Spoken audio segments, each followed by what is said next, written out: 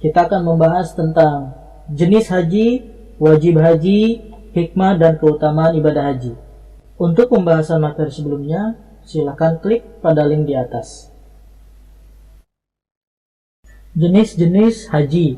Yang pertama ada haji ifrad, yaitu ketika seorang hendak melakukan ihram, kemudian berniat melakukan haji saja tanpa umroh pada bulan haji. Dengan kata lain, pelaksanaan haji dan umrohnya itu secara terpisah atau sendiri-sendiri, dengan melaksanakan ibadah haji terlebih dahulu, kemudian selanjutnya melakukan umroh. Untuk niat berihramnya yaitu labbaik Allahumma hajjan la riya'a fihi wa la sum'atan. Aku penuhi panggilanmu ya Allah untuk berhaji tanpa adanya riya dan tidak sum'ah. Ketika sudah berihram dan sudah tiba di Mekah, maka diawali dengan tawaf qudum, tawaf awal kedatangan di Mekah. Kemudian setelah itu sholat 2 rakaat di belakang makam Ibrahim, kemudian bersa'i antara bukit Safa dan Marwah. Kemudian setelah itu tidak ada tahallul, harus menetapkan diri dalam kondisi berihram tersebut, dan masih tidak halal baginya melakukan hal-hal yang diharamkan ketika ihram. Jadi tetap dalam keadaan ihram hingga datang masa tahallulnya pada tanggal 10 Dzulhijjah. Untuk haji ifrad tidak ada kewajiban menyembelih hewan kurban. Apabila ibadah haji sudah selesai, maka orang tersebut mengenakan ihram kembali untuk melaksanakan umroh. Yang kedua ada haji tamattu, yaitu seseorang yang hendak berihram dengan niat melaksanakan umroh terlebih dahulu pada bulan-bulan haji, yaitu Syawal, Dzulqa'dah, dan 10 hari pertama bulan Dzulhijjah. Ketika sudah berihram, melafalkan niat labbaik Allahumma umratan mutamatti'an biha ilal haji la riya'a fihi wa la sum'atan. Ya Allah, aku penuhi panggilanmu untuk melakukan umrah yang dilanjutkan dengan haji tanpa ada riya dan sum'ah. Jadi ketika sudah berihram dan masuk kota Mekah, selesaikan umrahnya dengan pelaksanaan tawaf umrah, sa'i umrah, kemudian bertahallul dari ihramnya dengan memotong pendek atau mencukur rambut kepalanya. Lalu dia tetap dalam kondisi tidak berihram hingga datangnya hari tarwiyah atau tanggal 8 Dzulhijjah. Pada tanggal 8 Dzulhijjah, segera berihram kembali dari Makkah untuk menunaikan haji hingga sempurna. Untuk haji tamattu, wajib untuk menyembelih hewan kurban, baik itu seekor kambing, atau 1/7 dari sapi, atau 1/7 dari unta, pada tanggal 10 Dzulhijjah atau hari-hari tasyrik, tanggal 11, 12, 13 Dzulhijjah. Bila tidak mampu menyembelih, maka wajib berpuasa 10 hari, 3 hari di waktu haji, dan sisanya ketika sudah sampai di negaranya. Jenis haji yang ketiga adalah haji qiran, yaitu seseorang yang berniat haji dan umrah secara bersama-sama pada bulan-bulan haji. Artinya berihram untuk menunaikan umrah dan haji sekaligus. Untuk lafal niatnya labbaik Allahumma umratan wa hajjan la riya'a fihi wa la sum'atan. Ya Allah, aku penuhi panggilanmu untuk melaksanakan umrah dan haji tanpa ada riya dan sum'ah. Jadi bagi yang haji qiran harus menetapkan diri dalam keadaan berihram hingga tanggal 10 Dzulhijjah. Berihram untuk umrah, lalu berihram untuk haji sebelum memulai tawafnya, karena untuk dikerjakan secara sekaligus. Kemudian ketika masuk kota Mekah, langsung melakukan tawaf qudum, lalu sholat 2 rakaat di belakang makam Ibrahim. Setelah itu bersa'i antara bukit Safa dan Marwah untuk umrah dan hajinya sekaligus dengan satu sa'i tanpa adanya tahallul.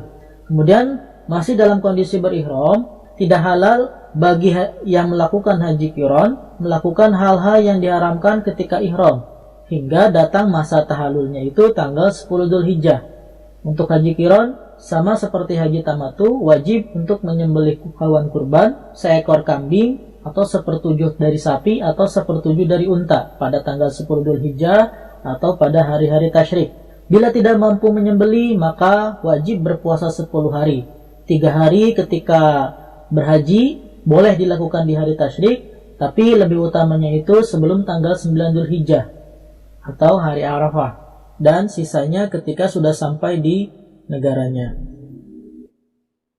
Jadi perbedaan antara haji ifrad, tamattu dan qiran adalah haji ifrad mendahulukan haji daripada umrah. Haji tamattu umrah terlebih dahulu, kemudian dilanjut haji. Dan haji qiran adalah melaksanakan haji sekaligus dengan umrah. Selanjutnya yaitu miqat. Miqat itu adalah batas bagi dimulainya ibadah haji ataupun umrah yang telah ditetapkan. Adapun miqat terbagi dua. Yang pertama adalah miqat zamani, yaitu miqat yang berhubungan dengan batas waktu, kapan, tanggal berapa, dan bulan apa dalam melaksanakan ibadah haji. Yang termasuk ke dalam bulan haji diantaranya yaitu Syawal, Dzulqa'dah, dan Dzulhijjah. Kemudian yang kedua adalah miqat makani. Miqat makani yaitu miqat yang berhubungan dengan letak geografis atau tempat seseorang ketika memulai niat ihram. Di sini ada beberapa miqat makani. Yang pertama adalah Al-Juhfa. Ini adalah miqatnya penduduk Syam, Maroko, Mesir, dan orang-orang yang melewatinya. Kemudian yang kedua adalah miqat Dzulhulaifah. Miqat ini bagi penduduk Madinah dan orang-orang yang melewati miqat ini. Kemudian yang ketiga miqat Dzatu Irq, yaitu miqatnya penduduk Irak dan orang-orang yang melewatinya. Kemudian yang keempat adalah miqat Qarnul Manazil, yaitu miqatnya penduduk Najd dan Taif. Kemudian yang terakhir adalah miqat Yalamlam, miqat penduduk Yaman dan orang-orang yang melewatinya. Bagi yang datang dari arah timur, contohnya seperti negara Indonesia, Malaysia, dan negara-negara Asia lainnya melalui miqat ini. Berikutnya ada wajib haji. Wajib haji yang pertama adalah ihram dari miqat dan meninggalkan larangan-larangan ihram. Tadi sudah dijelaskan bahwa ketika mau berihram harus melewati salah satu miqat. Kalau misalnya jamaah Indonesia berarti mulai berihram pada miqat Yalamlam dengan melafalkan niat hajinya. Kemudian wajib haji yang kedua mabit di Muzdalifah, yaitu bermalam pada tanggal 9 sampai 10 Dzulhijjah dengan mengumpulkan 7 buah batu untuk melaksanakan wajib haji yang ketiga, yaitu melontar jumrah Aqabah pada tanggal 10 Dzulhijjah pada saat terbitnya matahari. Wajib haji yang keempat yaitu mabit di Mina, bermalam di Mina pada malam hari tasyrik tanggal 11, 12, 13 Dzulhijjah. Kemudian dilanjut pada wajib haji yang kelima melontar jumrah ula, wusta, dan Aqabah. Jadi pada saat mabit di Mina, para jamaah mengumpulkan 21 batu ataupun kerikil untuk dipakai melontar jumrah ula, wusta, dan Aqabah. Masing-masing lontar jumrah itu adalah 7 buah batu. Kemudian wajib haji yang terakhir adalah tawaf wada, yaitu tawaf perpisahan ketika akan meninggalkan kota Mekah. Jadi setelah selesai semua rangkaian ibadah haji, para jamaah haji wajib untuk melakukan tawaf wada. Selanjutnya larangan-larangan ihram dan dendanya. Yang pertama jima, hubungan intim suami istri. Apabila hal ini dilakukan sebelum tahallul awal, yaitu sebelum lempar jumrah Aqabah, maka ibadah hajinya batal. Dan jika dilakukan setelah tahallul awal, maka ibadah hajinya tidak batal.